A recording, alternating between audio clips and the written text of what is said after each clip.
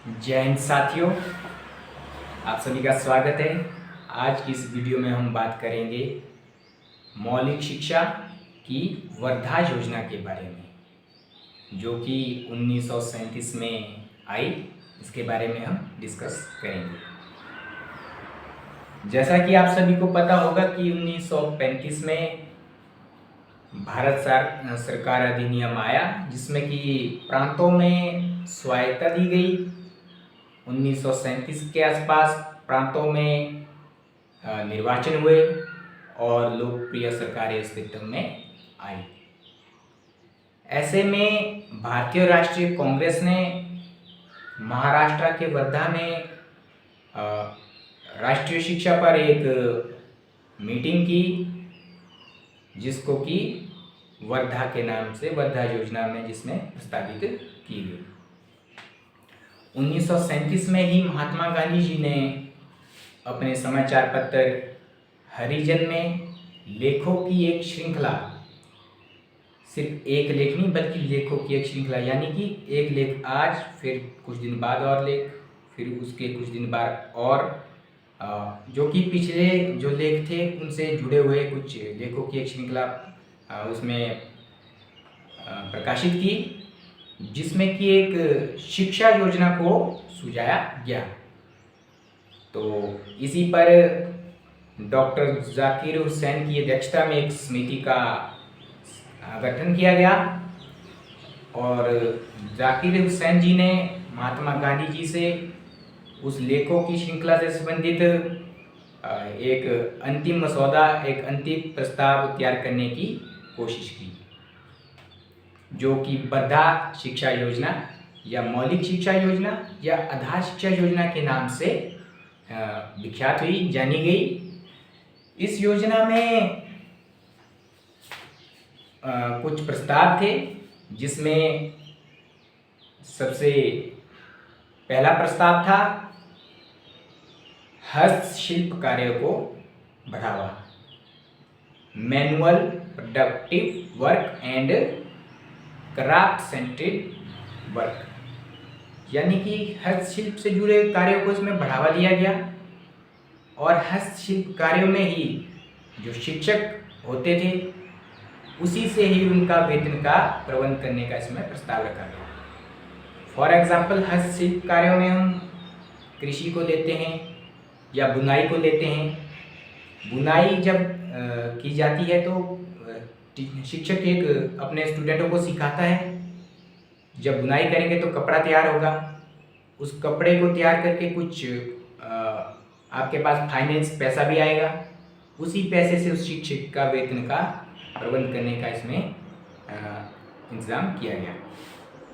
दूसरा इसका महत्वपूर्ण जो प्रस्ताव था वो था शिक्षक का पर्यवेक्षण, परीक्षण, प्रशिक्षण और प्रशासन के से संबंधित प्रस्ताव। शिक्षकों का प्रशिक्षण, वो कैसे प्रशिक्षित की जाए, उनका पर्यवेक्षण किया जाए, वो कैसे प्रशासन करेंगे, इससे संबंधित दूसरा प्रस्ताव था रखा गया।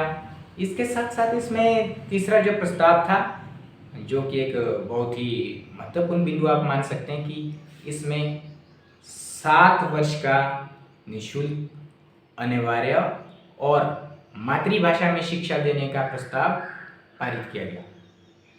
7 वर्ष की निःशुल्क यानी कि मुफ्त में, अनिवार्य यानी जरूरी, और मातृभाषा में शिक्षा का प्रस्ताव इसमें प्रस्तावित किया गया। और यह कब शुरू होता था? 7 साल से शुरू और 14 साल पे समाप्त इसमें समाप्त होगा, इस तरह का इसमें प्रस्ताव रखा गया। इसका चौथा जो महत्वपूर्ण इसका प्रस्ताव रहा, प्रस्ताव का आधार रहा, वो था स्वावलंबन और आत्मनिर्भरता। हम सभी जानते हैं कि आत्मनिर्भर होने की बात हमेशा की जाती है कि भारत आत्मनिर्भर बने। हालांकि हम ये भी जानते हैं कि कोई भी व्यक्ति अपने आप में हर चीज़ में आत्मनिर्भर नहीं हो सकता है। हम हर चीज़ खुद नहीं बना सकते, हमें कुछ चीज़ें दूसरों लोगों से आयात निर्यात करनी ही पड़ती है। पर हमें हमेशा कोशिश करनी चाहिए कि ज़्यादा से ज़्यादा सेल्फ डिपेंडेंट हो, ज़्यादा से ज़्यादा अपनी आवश्यकताओं की पूर्ति करने की हम स्वयं कोशिश करें, ना कि हम दूसरों पे ही ज़्यादा डिपेंडेंट रहो। ये यहाँ पे आप देखते होंगे कि आज की डेट में हम कितने दूसरे देशों पे डिपेंडेंट हैं।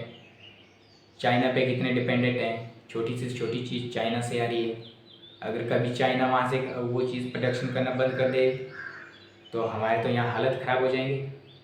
तो इसलिए आत्मनिर्भरता इस वर्धा योजना का भी एक महत्वपूर्ण प्रस्ताव रहा। इसके साथ पांचवा इसका जो महत्वपूर्ण प्रस्ताव था वो था समग्र शिक्षा। समग्र शिक्षा मतलब सभी क्षेत्रों में शिक्षित करना, जैसे कि आपका समग्र विकास होना हो, शारीरिक विकास समग्र हो, अच्छे से हो, मानसिक विकास हो, आत्मिक विकास हो, आध्यात्मिक विकास हो। इस तरह इस शिक्षा में हर तरह की शिक्षा का को समेटने का प्रयास किया गया। तो ये थे वर्धा योजना के प्रमुख प्रस्ताव। आइए अब बात करते हैं, आपसे मेरा क्वेश्चन है, क्या वर्धा योजना आपको लगता है कि क्रियान्वयन में आई या नहीं आई? सोचो जरा। तो साथियों, आप सभी को पता होगा कि 1939 में द्वितीय विश्व युद्ध शुरू हो गया था और ब्रिटिश सरकार ने बिना भारतीयों से किसी भी परमिशन लिए बगैर भारत को द्वितीय विश्व युद्ध में अपने साथ सम्मिलित कर लिया। ऐसे में प्रांतों में कांग्रेस की जो सरकारें बनी थी उन्होंने त्याग पत्र दे दिए। आपको अगर मालूम होगा तो उसी त्याग पत्र पर जो मुस्लिम लीग पार्टी थी उसने मुक्ति दिवस भी मनाया था 22 दिसंबर 1939 को। तो त्याग पत्र देने से, जब त्याग पत्र दे दिए तो ऐसे में इस योजना को क्रियान्वयन नहीं किया जा सकेगा, यानी कि यह योजना धरी की धरी रह गई। हालांकि 1947 में जब भारत आज़ाद हुआ तो सरकार ने इस योजना को अपना आधार बनाने की कोशिश की और उसको ज़्यादा से ज़्यादा इसके जो महत्वपूर्ण प्रस्ताव थे उनको शिक्षा के क्षेत्र में अपनाने का प्रयास किया।